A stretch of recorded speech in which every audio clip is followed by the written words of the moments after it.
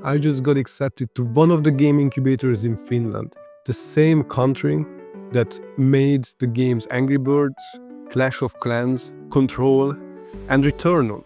And on day one, they told me something that completely changed how I think about making games. They said most game founders waste months on doing the wrong thing. But first, they made us play rock, paper, scissors. And what happened next taught me more than 2 years of game design theory. Okay, so let me give you the full context here. This is Espoo Game Lab, a 5 months intensive game incubator program where they teach you everything that you actually need to know to start your own game company. Not just game design, I'm talking entrepreneurship, monetization, go-to-market strategy, retention, marketing, the whole package. And here is what makes it different from any other game dev program.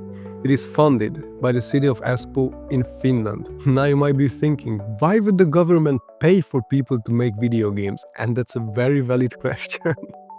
And here is the answer.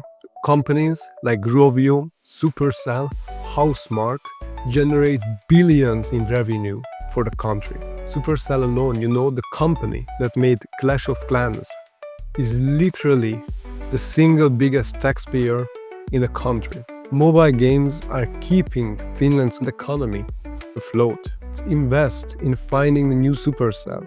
And that's exactly why I'm here. I didn't move to Finland to get a job at a game studio. I'm not trying to be an employee. I want to build a game company. I want to create something that millions of people could play. And this program, this is the education that I've been searching for. So today is day one, and I'm going to document the upcoming lectures as well, so you can learn alongside me. You can follow my journey and get to know what is so special about this program. The wins, the brutal feedbacks that I've got, and the failures. So let's see what they teach us. Okay, so as I was walking to class, people were like outside on the grass gathering around. Almost 30 people from all different disciplines. Programmers, designers, artists, marketing people, business developers, all sorts of disciplines coming together to make games. The first thing they do is that they split us into 2 groups, and they tell us, now we are gonna play rock, paper, scissors. So we were literally standing there just trying to figure out how the basic rules of this game works. You would think that it was obvious, but it turns out it wasn't obvious to us. But in the end, we figured it out, and we started playing. And honestly, this is a hot take. I think rock, paper, scissors suck. It is the same as throwing dice in a board game. It's completely luck. 2 people, no stakes, up to luck. But it is boring. Then the instructor said, how can we make it more fun? So someone suggested, what if we make teams? Everything changes. Now we are groups of 10 to 15 people, and each team has to pick a person to be their champion. It's gonna be the representative who is actually going to throw rock, paper, scissors in the end. But here is where things got interesting. We had to strategize as a team. We are huddled up, debating together. What are they going to throw next? Are they going to change their strategy? Should we try to change our strategy as well and outsmart them, or should we just keep the strategy as it is? Do they suspect us to change the strategy? What should we do? Are they going to switch it up? What's their pattern? Then we hype up our champion. Everyone is screaming, people are chanting, doing war cries. We are treating this as a championship fight. And when the champions face off, the entire crowd is roaring, being excited what's gonna be the outcome of this game. Everyone is shouting and rooting for their own champion. I got it. This was the lesson. We took rock, paper, scissors, one of the most boring luck-based games, and we made it into something appealing. We added social pressure. Your whole team is counting on you. Strategy. We came together and tried to make a decision as a team. Spectacle, posing, chanting, and the energy of the crowd. Community and tribalism. We are still tribal monkeys. Enjoy if we have this us versus them mentality. We shouldn't be encouraged, but to be honest, it was quite fun. The core mechanic didn't change at all. but the game just became 10 times more fun just by adding these elements. And then I realized this is what I have to do with my game as well. Stop obsessing about making the game perfect. Start thinking about how to make the experience engaging. That's game design. And then we meet the lab master, Jonne. Jonne is a veteran game designer. He shipped many games, he worked for big companies, he lived his life for years. And the first thing he tells us, he has already burnt out 4 times in the industry. One of the burnouts was so severe, it took him 5 years to recover from that. He shows us this chart called the hype cycle. You start the project, hyped, obsessed. This is the best thing ever. You're working 16 hours a day. You are passionate about it, but it doesn't feel work at all because you're just so into it. You are at the top of the mountain. Things start breaking. The code doesn't work. The design isn't as good as you thought. Team members disagree. Players don't get it. And slowly, the frustration builds. You're starting to get irritated easily. You're working harder, but making less progress. You are snapping at your team. You are not sleeping well. And if you don't catch yourself, if you don't recognize what is happening, the breaking point, burnout, complete collapse. Jonne told that in creative industries, especially in games, there is a very blurry line between work and life. We put our entire selves into the project. We sacrifice everything for our craft. And he said, I have been there, I have done that, and I'm telling you, it is not worth it. He said, the most important thing that you can control is your own mind, your discipline, your boundaries. That's why the core values of this program are safety. So you can experiment, ownership. So if you have an idea, you take responsibility for your work. Transparency, to be honest about what's working and what's not. Discipline, show up, do the work, but know your limits. And honestly, hearing someone that experienced, admitting to burnout, admitting failing, that's more valuable than any tutorial. But then Jonne said something that completely reframed how I think about making games. He said when he started running the program, by the way, this is the 3rd batch of the program, so this had been run 3 times already. He noticed a pattern. Beginners come here and think idea is everything. I have an amazing idea, it's gonna be the next big thing. I can't even tell you about it, it's that good because someone might steal it. Sound familiar? Yeah, I've been there. But then people learn. Ideas are cheap. Everyone has ideas. What matters is execution. Polish matters. Feel matters. If you take a mediocre concept and make it beautiful, make it smooth, make it satisfying to play, that will sell. So everyone shifts too.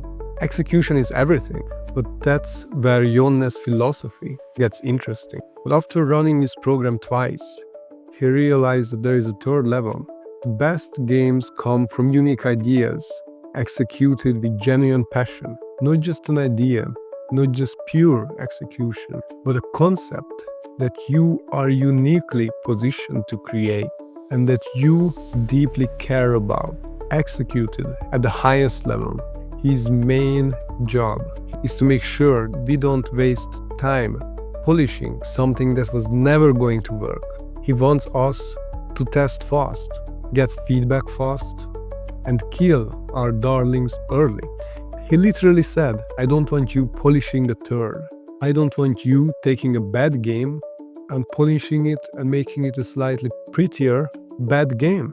Find what's fun, double down on it, and cut everything else. Then he said something that I still keep thinking about. The most important thing about your game is whether it's fun, not your marketing budget, not your ad strategy, not whether a big streamer plays it or not. If your game is genuinely fun, people will talk about it, they will share it, they will tell their friends. Everything else, all the marketing, all the player acquisition tactic, those are just extras on the top of the game being fun. First, make it fun, then worry about everything else. Now, here is where it gets philosophical. Jonne has his background in martial arts. He has been a martial art teacher for years now, and his philosophy comes from that. He said, I can't teach you how to make games. You can only learn by doing it yourself. The best thing I can do is to give an environment where you can experiment, make mistakes, and hopefully learn from those mistakes. He calls this program a bootstrapping simulator. We don't have a big budget. He is literally the only person running this program, organizing lectures, managing teams, keeping everything together. We have to figure things out ourselves. We have to collaborate, we have to problem solve, and then we have to be resourceful. When you have unlimited resources, you don't learn resilience, you don't learn creativity, you don't learn how to do more with less. But when you're forced to bootstrap, when you have to make it work with limited tools, that's when you truly grow. That's when you rediscover what you are actually capable of. Then he showed us the opposing forces that you have to balance. Light side versus dark side. The light side is peace, nurturing, recovery. That's when the team is collaborating smoothly, taking breaks, supporting each other. The dark side is grind, war, pushing your limits. That's when someone is in the zone, having 12-hour work days, grinding it out, making good progress. And he said both are necessary, both are valid. The key is when someone is in the dark side, grinding it out, working hard, the rest of the team should support them. You don't have to be on the same side, but you have to be aware who is doing what, and you have to communicate what you're about to do. And when they come out of the dark side, then the team is going to be there for them, supporting them, helping them recover. It's not about everyone working 80 hours a week. It's about sustainable intensity with built-in support. But what really got me was this final point. The reality is harsh. The gaming industry is brutal. Most indie games fail. Most studios shut down. Statistically, most of you won't make it. But being pessimistic about it is easy. Fear is easy.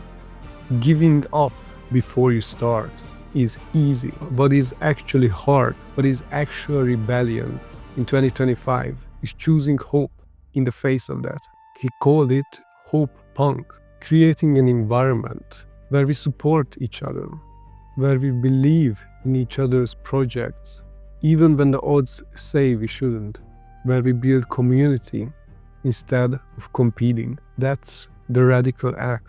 This is why I'm making these videos. This is why I'm documenting and sharing my journey publicly, because I want to show that you can do it, that you don't have to be some genius with unlimited funding. You just need passion, discipline, and a community to support you. I need to be real with you. I don't know if I'm going to succeed at this. I have a roguelike game that I've been working on. I'm going to pitch it next week in front of the entire cohort and see if anyone wants to join my team. I have no idea if anyone will. I have no idea if the game is actually good enough. But here is what I've learned today. Make it fun first.